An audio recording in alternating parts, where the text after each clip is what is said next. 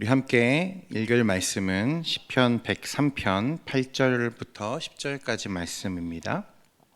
오늘 읽을 하나님 말씀은 시편 103편 8절에서부터 10절까지 말씀 우리 함께 보겠습니다.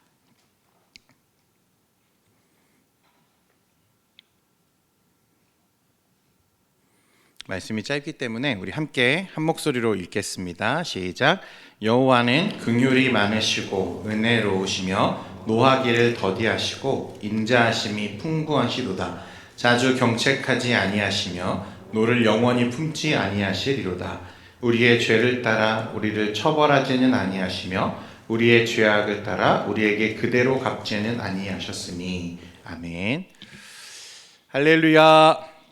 사랑하는 우리 청년 여러분, 또 지체 여러분, 또 젊은이 여러분, 주님의 이름으로 또 환영하고 또 너무 반갑습니다. 우리 좌우에 계시는 분들과 함께 인사하겠습니다. 샬롬, 평안하십시오, 여러분. 네.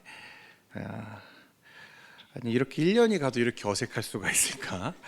참, 네, 대단한 것 같아요. 네. 그러나 우리 안에는 겉으로 드러나지 않는 기쁨과 또 평안이 있는 줄 압니다. 여러분, 오늘 이제 우리가 나눌 말씀은요, 그 성령의 9가지 열매 중에서 4번째 열매입니다. 오래 참음인데, 우리는 인내라고도 이 오래 참음을 표현하기도 하죠. 그래서 앞에서 다루었던 사랑, 기쁨, 화평보다 이 오래 참음은 훨씬 더 실제적인 이야기입니다. 그리고 현실적인 우리의 삶과 그 삶을 대처하는 우리의 모습에 대한 이야기예요. 주중에 우리는 어떤 모습으로 살았는지, 또 분주하고 소란한 삶 속에서 우리에게 닥치는 모든 일에 대해서 우리는 어떻게 대처하고 있는지에 대해서 이야기하는 것입니다. 오늘 바울이 언급한 이 성령의 열매 중 오래 참음이라는 말로 우리가 인내라고 얘기했던 이 오래 참음은요, NIV 같은 이 성경에서는 이 patience라고 번역을 합니다. 인내라는 뜻이죠. 킹 제임스 버전을 위시한 더 많은 이제 영어 번역 성경들은요, 이 오래 참음을 뭐라고 번역하냐면 long suffering. 그러니까 그 말 그대로 어떤 고통이나 고통스러운 상황, 고통이 동반되는 그런 상황을 오래 참고 견디는 것이라는 뜻이죠. 또 다른 번역도 있어요. 관계에 중점을 두고 이를 번역하는 성경들은 이 관용, 이 forbearance라고 하는 단어로 이 오래 참음을 번역하기도 합니다. 왜냐하면 이 오래 참음은 또한 이 다른 사람과의 관계 안에서 그들의 약점이나 결점을 참아주거나 용서하는 것을, 관용을 베푸는 것을 말한다는 거예요. 쉽게 짜증을 내거나 화를 내며 맞서 싸우려고 하지 않으며 그들을 향해서 용서하고 용납하는 것. 자, 여러분들 이 오래 참음이 여러분들 안에 지금 있습니까? 잘 열매 맺고 계시나요? 여러분들은 오래 참는 편입니까? 아니면 잘 참지 못하는 편이십니까? 네. 표정을 보니까 대답하지 않아도 알 것 같아요, 여러분. 사실 이 두 가지 의미로 오늘 우리가 오래 참음에 대해서 얘기를 했는데, 이 고통을 참는 것과 또 관용하는 것, 사실 이 다른 표현입니다만 두 가지 의미가 사실은 모두 다 포함되어 있습니다. 오래 참음. 그런데 깊이 생각해 보면요, 여러분, 이 두 가지 표현은 서로 달라 보이지만 고통을 참는 것과 남을 관용하는 것, 용서하는 것은 사실 본질상 같은 말이기도 합니다. 여러분, 우리가 가장 고통스러울 때가 언제일까요? 질병이나 암에 걸리거나 또 이런 통증을 동반하는 어려움이나 아니면 가난 같은 물질적인 어떤 고통들도 우리에게 큰 고통이 되지만, 또 관계의 문제, 그죠? 이것도 상당한 고통을 유발한다는 거예요. 내 가족, 친구, 내가 가깝다고 여겼던 사람들로부터, 혹은 매일 볼 수밖에 없는 사람들로부터 모욕을 당하거나 모함을 당하기도 하고 오해를 받기도 하고 비난을 당할 때가 있죠. 여러분, 이때가요 가장 고통스러운 순간일 거예요. 직장인들은 아마 공감하실 것 같아요. 직장에서 여러분 가장 힘든 건 일이 아니라고 하죠. 뭐가 제일 힘들죠? 옆에 있는 사람이 가장 힘들 때가 있다는 거예요. 가정도 마찬가지입니다. 여러분, 우리 삶에서 가장 가깝고 또 가까워야 되는 사람들이 가족이잖아요. 그런데 때로는 이 가족이 남보다 더 멀게 느껴질 때가 있죠. 그렇게 가정이 깨어져 있는 사람들도 많이 있습니다. 그래서 서로가 서로를 향해서 얼마나 날카롭고 아픈 말들로 상처 주기를 자주 하는지 모르겠어요. 바울은 그런데 놀랍게도 이런 상황과 사람들이 주는 이 고통과 어려움을 어떻게 하라고 우리에게 지금 말씀하고 있습니까? 참으라고 말하는 거예요. 참으라. 견디라. 그리고 참는 것, 오래 참는 것이 우리 주님의 성품이고 우리가 닮아야 할 열매라, 이렇게 이야기한다는 것입니다. 오늘 바울이 우리에게 이 오래 참음이, 참고 견디고 남을 용서하는 마음이 성령의 열매라고 말하는 이유는요, 아니 이것이 성령의 열매일 수밖에 없는 이유는요, 이 오래 참음이 우리 안에 있는 자연스러운 태도가 아니라 성령 하나님의 개입과 성령 하나님의 주도하심 가운데 일어나는 변화이기 때문에 그래요. 그래서 우리가 지금 참고하고 있는 이 크리스토퍼 라이퍼라는 이 작가는요, 이 인내는 그냥 저절로 형성되는 게 아니고 고난과 어려움을 겪으면서 훈련과 연단의 과정을 거칠 때 잘 익어가고 자라게 된다라고 말합니다. 여러분, 인생의 모든 고난을 한 번에 겪었던 인물이 성경에 있죠. 누굽니까? 욥입니다. 욥. 그죠? 하루아침에 모든 자녀를 잃고 모든 재산을 잃고 또 자신의 몸에는 끔찍한 이 질병이 찾아와서 기왓장으로 자신의 몸을 긁으면서 괴로워했던 이 욥. 그 욥이 여러분 뭐라고 고백합니까? 23장 10절 말씀인데 같이 한번 보겠습니다. 시작. 그러나 내가 가는 길을 그가 아시나니 그가 나를 단련하신 후에는 내가 순금같이 되어 나오리라. 아멘. 여러분, 쇠는요 많이 맞으면 맞을수록 어떻게 됩니까? 단단해져요. 그죠? 금은 어떻습니까? 연단 받으면 연단 받을수록 순수한 금으로 거듭나게 되죠. 그리스도인들의 삶이 마찬가지라는 거예요. 고난과 연단을 통해서 인내하고 오래 참는 가운데 우리는 그리스도의 성품을 닮아가게 된다는 뜻입니다. 여러분, 사실 바울이요 오래 참음을 성령의 열매다라고 말할 때는요, 사실 그 자체로 무엇이 그리스도인의 삶에 전제되어 있다는 것을 의미하는 것입니까? 고통, 고난이 그 삶에 필연적으로 또 피할 수 없는 것으로 전제되어 있다는 것을 뜻하는 거예요.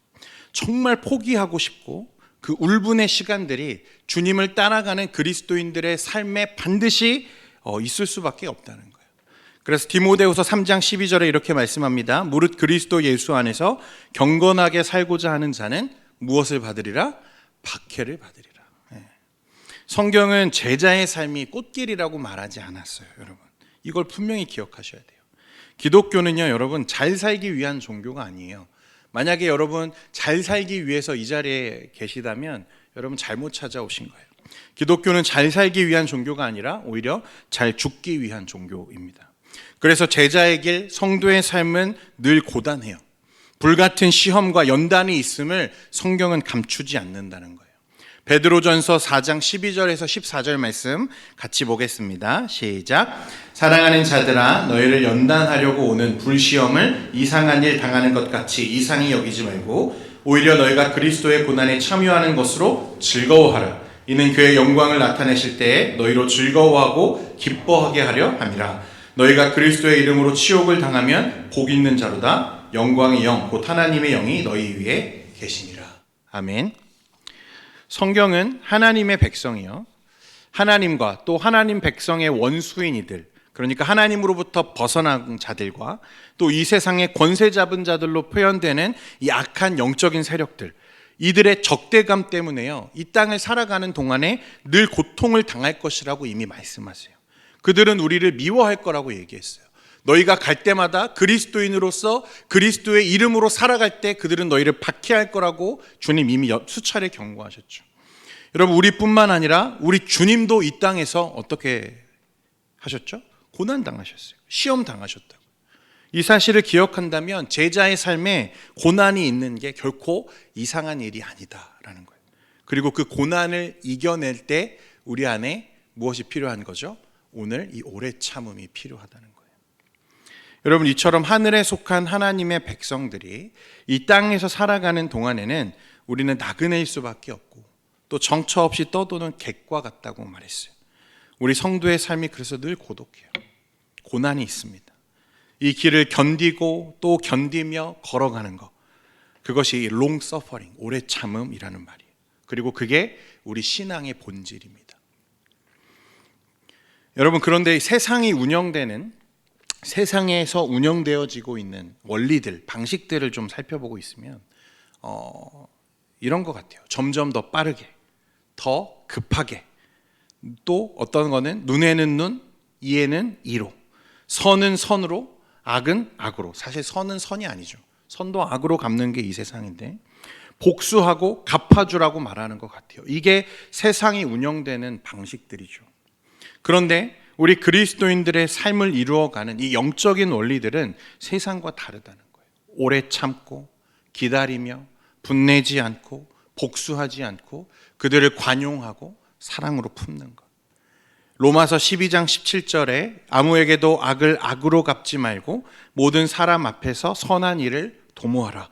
베드로전서 3장 9절에 악을 악으로 욕을 욕으로 갚지 말고 도리어 복을 빌라. 이를 위하여 너희가 부르심을 받았으니 이는 복을 이어받게 하려 하심이라.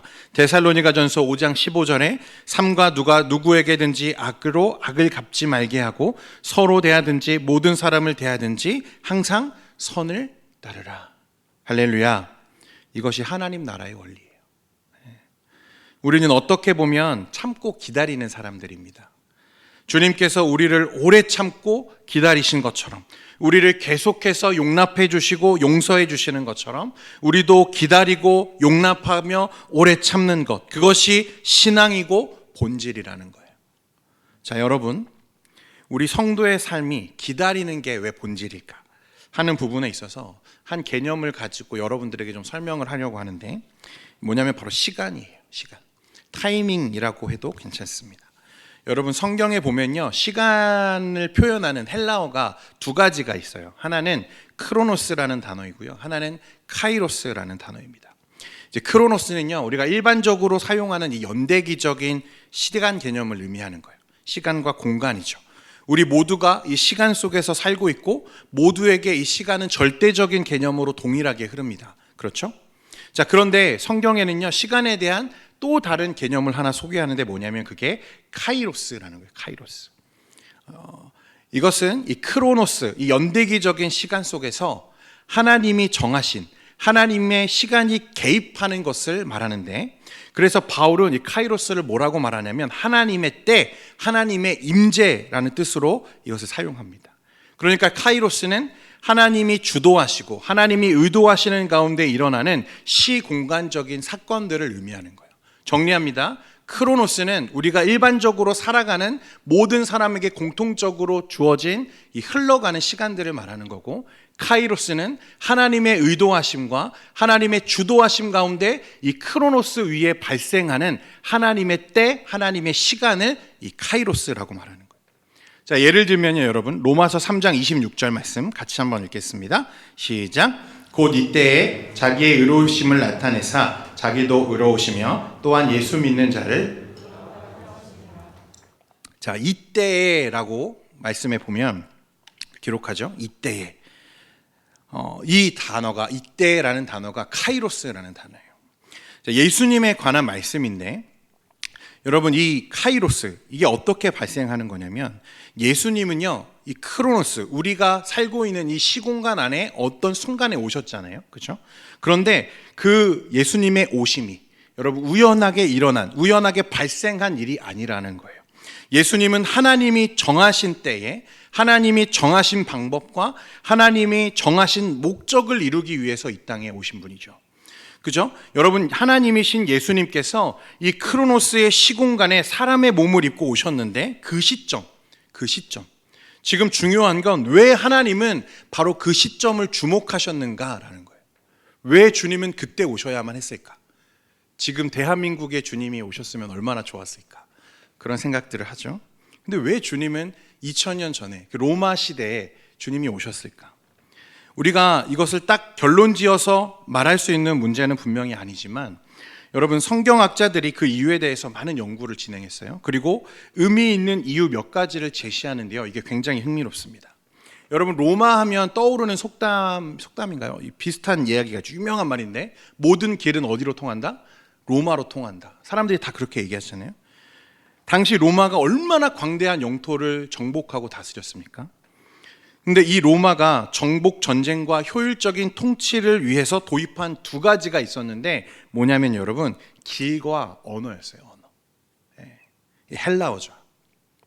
전쟁에서 가장 중요한 건 여러분 복음이에요. 그래서 당시 로마는 원활한 정복과 전쟁을 위한 복음로를요 유럽 전역에 닦기 시작했습니다. 길이 나기 시작한 거죠. 오죽했으면 이 광활한 영토와 수많은 길이 모두 로마로 통한다는 말을 할 정도였으니까 얼마나 많은 길들을 닦았겠어요. 그리고 당시 아주 이 드라마틱한 게 뭐냐면 유럽 전역이요 당시 어떤 언어를 공통으로 사용했냐면 헬라어를 공통으로 사용했어요. 여러분 신약 성경이 헬라어로 기록되어 있잖아요. 당시 모든 사람들이 헬라어를 쓸 수 있었다고요. 지금의 영어보다 더 보편화되어 있던 시대였어요. 당시 통신 수단이 전혀 없던 시대에 예수 그리스도의 복음이, 이 예루살렘에 태어난 한 사람의 이야기가 여러분 유럽을 지나서 소아시아 지역까지 단 한 세기가 지나지기도 전에 퍼져나갈 수 있었던 결정적인 이유가 뭐냐면 로마가 닦아놓은 길과 무엇 때문이라는 거예요? 언어 때문이라는 거예요. 언어 때문. 자, 그러면 여러분 주님이 왜 그때 오셔야 했는지, 왜 주님이 그때 오셨는지, 왜 하나님은 그때를 가장 적절한 때라고 정하셨는지가 여러분 이해가 되는 거죠. 그죠? 그리스도의 복음이 가장 효과적이고 가장 빠르게 전달될 수 있는 이 로마의 시대에 우리 주님이 오셨다는 거예요. 하나님이 보시기에 그때가 가장 완벽한 타이밍이었다는 거죠. 그것을 바울은 이 하나님의 때, 카이로스라고 표현하는 거예요. 이때에 연대기적인 시간을 뚫고 개입하신 이 하나님의 뜻이 이 땅에 이루어지며 펼쳐지는 것, 그 가장 극적이고 정점을 이루는 게 우리 주님이세요. 이에 대해서 갈라디아서 4장 4절에도 비슷한 표현이 있습니다. 같이 보겠습니다. 시작. 때가 참에 하나님이 그 아들을 보내사 여자에게서 나게 하시고 율법 아래에 나게 하신 것은, 여기서 때가 참에라고 했거든요. 여러분 이 때가 참에라는 단어는 무슨 단어일까요?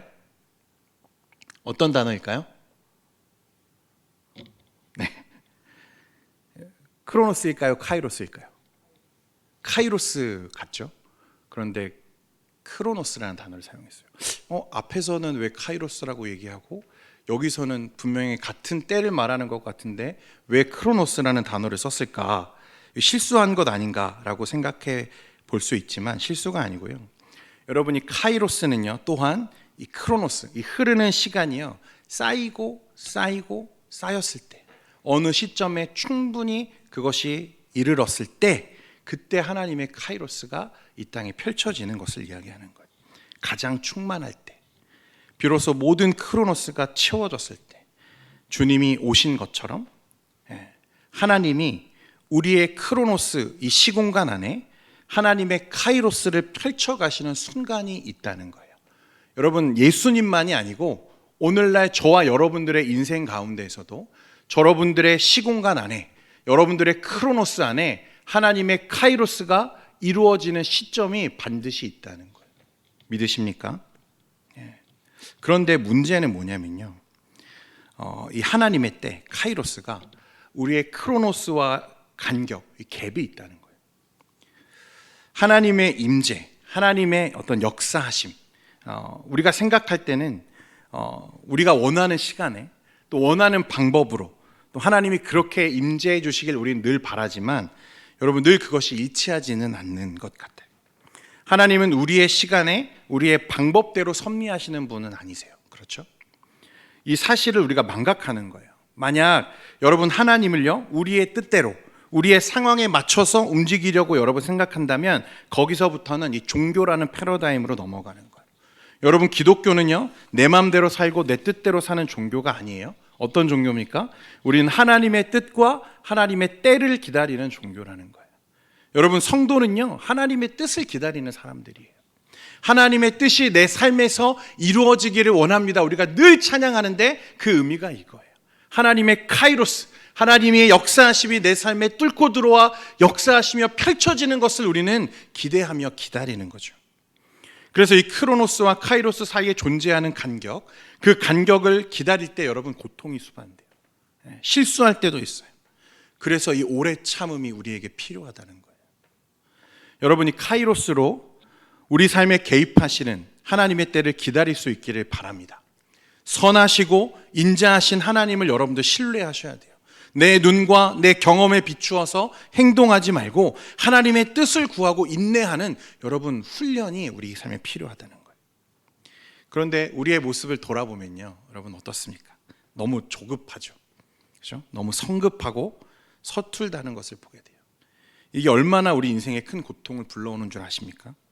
성경에 그런 에피소드들이 많이 있는데, 여러분 믿음의 조상 아브라함이요, 하나님의 부르심을 받았어요. 그죠? 그때 나이가 몇 세인 줄 아세요? 75세였습니다. 75세. 여기 75세 되신 분이 우리 권사님 계신데요. 네, 안 계실 줄 알고 안 계신다고 했는데, 네, 예상하지 못했습니다. 네, 하나님이 아브라함을 부르실 때가 75세였어요. 그리고 부르셔서 뭐라고 약속하세요? 내가 너에게 자녀를 주마, 아들을 주마. 너의 후손을 저 하늘의 별과 같이 바다의 모래알 같이 많아지게 할 거야. 쫙 보여주시면서 약속하시죠. 그런데 아무리 기다려도 깜깜무소식이에요. 자녀가 태어날 기미가 없어요. 그래서 창세기 15장에 보면요, 아브라함이 어떻게 하냐면 자기 집에서 키웠던 이 다메섹 사람 엘리에셀을 자신의 상속자로 삼고 그로 자신의 대를 이어가게 하겠다고 하나님께 계획을 말합니다. 그러자 하나님이 뭐라고 하시죠? 아니야, 아브라함아, 그거 아니야. 네 몸에서 날 자가 너의 상속자가 되고 하나님이 약속하신 모든 복의 유업을 이어가게 될 거야 라고 말씀하세요. 이게 15장의 내용이에요. 여러분, 그렇게 또 한참의 시간이 지나요. 이제는 가나안 땅에 정착한 지도 10년이 지났어요. 75세의 부름을 받았는데 10년을 기다렸는데도 아직 소식이 없어요. 이제 몇 살이 됐어요? 85세가 됐어요. 완전 노인이죠. 물론 75세도 노인이지만 더 노인이 됐어요. 심지어 16장에 보면요, 아내 사라의 태가 이미 다쳤다고 말했어요. 아이를 낳을 수 없는, 물리적으로 이제 불가능한 일이 되었어요. 이제 자녀를 낳는다는 것이 이제는 불가능한 상태가 되었죠. 그때까지도 소식이 없어요. 그래서 사라가요, 16장이 어떻게 합니까? 자신의 몸종이었던 하갈이라는 여인을요, 아브라함에게 들어가게 해서 그 사이에 아들을 낳게 했어요. 이게 이스마엘입니다. 이스마엘. 그런데요, 이 가족의 비극이 여기서부터 시작돼요. 하갈이 아들을 낳자 누구를 무시하기 시작합니까? 사라, 자신의 여주인을 이제 무시하기 시작하는 거예요. 왜 그렇습니까? 사라는 이미 태가 다쳤어요. 아브라함의 대를 이을 수 없는 상태예요. 그러니까 자신이 주인 행세하는 거예요. 멸시하는 거죠. 이 모멸을 받은 사라가 어떻게 했겠습니까, 여러분? 이 사라가 어떻게 행동했겠어요? 이 아내가 화가 나면 누가 피곤해지기 시작합니까? 남편이 피곤해지기 시작하죠.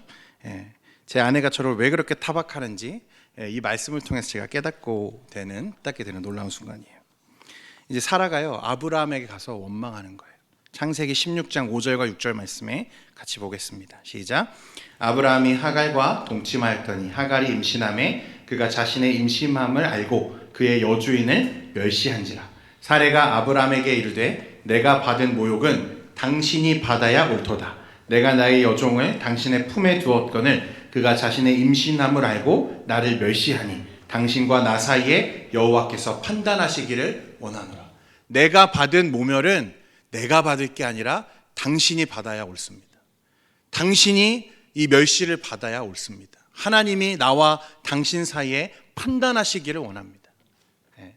바가지 긁히는 거예요, 여러분. 하나님의 카이로스를 기다리지 못하고 조급하게 행동할 때, 내 마음대로 내 방법을 앞세울 때 발생하는 일들이에요. 이런 일이 또 있어요, 여러분. 아브라함이 이제 100세에 아들을 얻죠. 하나님의 약속대로. 그게 누굽니까? 이삭이에요, 이삭.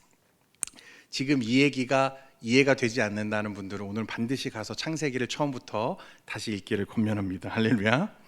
그리고 이삭의 아내가 누구냐면 리브가예요, 리브가. 그 이삭과 리브가 사이에 태어난 형제가 있는데 에서와 야곱입니다. 에서와 야곱. 그러니까 아브라함의 아들이 이삭이고 이삭과 리브가 사이에 태어난 두 형제가 에서와 야곱이라는 거예요. 자, 이 이삭은요, 산의 대장부 같이 늠름하고 아주 상남자 같은, 사냥도 잘하고 힘도 센 이 장자였던 에서를 특별히 더 사랑했고요. 어머니 리브가는요, 좀 연약해 보이지만 또 막 집에서 막 요리하는 걸 막 좋아하는 이 유약해 보이는 누구를? 야곱을 더 아끼고 사랑했어요. 그런데 분명 하나님이 이삭과 리브가에게 뭐라고 약속하셨냐면 네 태중에 있는 두 아들이 나중에 모두 큰 민족을 이룰 거다. 이도 저도 큰 민족을 이룰 거라고 말씀하세요. 그리고 나중이 되면 큰 자가 작은 자를 섬기게 될 거야. 이게 무슨 말입니까? 야곱이 후에 하나님의 언약의 축복을 이어가는 통로가 될 거라고 말씀하시는 거예요. 야곱이 내가 택한 사람이야 라고 하나님은 이미 말씀하셨다고요. 자, 그런데 이제 이삭이 늙었어요. 아들에게 이 언약의 축복을 하려고 이제 준비하고 있는데 리브가가 야곱에게 어떻게 말합니까? 야, 너 이러고 있을 때가 아니야. 야곱, 빨리 가서 양을 잡아다가 네가 잘하는 요리를 좀 해. 그리고 그 양털을 몸에 붙이고 아버지에게 들어가라는 거예요. 그래서 형 에서에게 돌아갈 축복을 다 빼앗으라. 다 쟁취하라고 부추겨요. 야곱은요, 어머니가 원하는 대로요 그렇게 합니다. 양을 잡아서 요리를 해요. 그리고 털을 붙이고 아버지에게 들어가서요 형인 것처럼 속였어요. 그리고 형 에서에게 돌아갈 축복을 전부 강탈했습니다. 여러분, 이 일로 어떻게 되는지 보세요. 형과 에서는요 돌이킬 수 없는 원수가 돼요. 에서가 야곱을 죽이겠다고 막 찾아다닙니다. 보이기만 해라. 내가 너를 반드시 죽인다. 자신을 죽이려는 형을 피해서 야곱은 집에 돌아오지 못하고요 20년이 넘는 시간 동안 밖을 떠도는 신세가 되죠. 그리고 리브가는요 정작 자신이 사랑한 아들 야곱을 리브가는 살아생전에 다시 보지 못했어요. 얼마나 비극적입니까? 우리의 조급함이, 우리의 성급함이 불러오는 비극들이에요. 사랑하는 청년 여러분, 우리 믿음의 사람들은요 오래 걸리더라도 또 더디 가더라도 우리 주님처럼 오래 참고 기다리는 사람들이에요. 무엇을 기다려요? 하나님의 카이로스, 내 삶에 역사하시는 하나님의 순간을 기다리는 거예요. 여러분, 그런 순간들 다 있으시죠?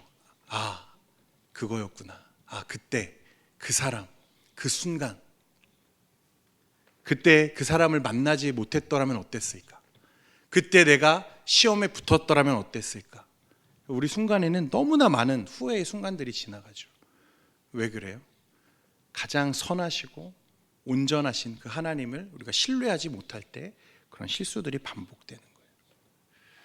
야고보서 5장 8절에서 11절 말씀인데요, 오늘 이제 마무리하려고 하는데 같이 읽겠습니다. 그러므로 형제들아, 주께서 강림하시기까지 길이 참으라. 보라, 농부가 땅에서 나는 귀한 열매를 바라고 길이 참아 이른 비와 늦은 비를 기다리나니 너희도 길이 참고 마음을 굳건하게 하라. 주의 강림이 가까우니라. 형제들아, 서로 원망하지 말라. 그리하여야 심판을 면하리라. 보라, 심판주가 문 밖에서 계시니라. 형제들아, 주의 이름으로 말한 선지자들을 고난과 오래 참음의 본으로 삼으라.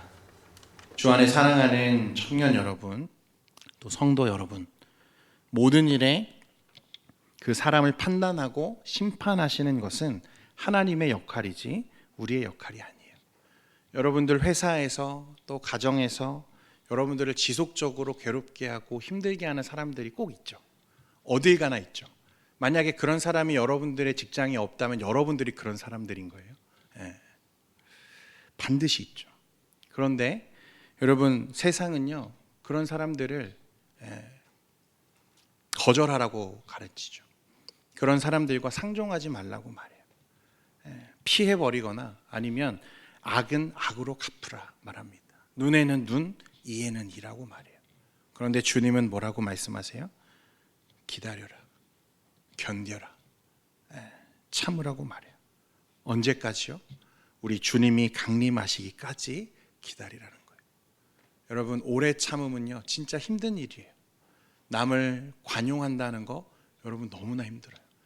결혼하고 가정을 이루어 보니까 더 알겠어요. 내가 너무 사랑하는 아내에게 얼마나 조급하게 행동하는지, 내가 사랑하는 자녀들에게 얼마나 많이 실수하는지, 내가 사랑한다라고 하는 이 이름으로 그걸 포장하려고 하지만 얼마나 실수할 때가 많은지 몰라요. 여러분, 비단 우리 가정에서 뿐만이겠습니까? 회사에서, 학교에서, 연인 사이에 우리가 참지 못해서, 오래 참아주지 못해서 우리가 실수할 때가 얼마나 많이 있나요? 말로 실수하고 내 생각을 앞세우고. 우리의 조급함, 이 서툼을 인정하고요. 하나님의 뜻과 때를 구하며 여러분 기다릴 수 있는 그리스도의 제자 되기를 축원드립니다.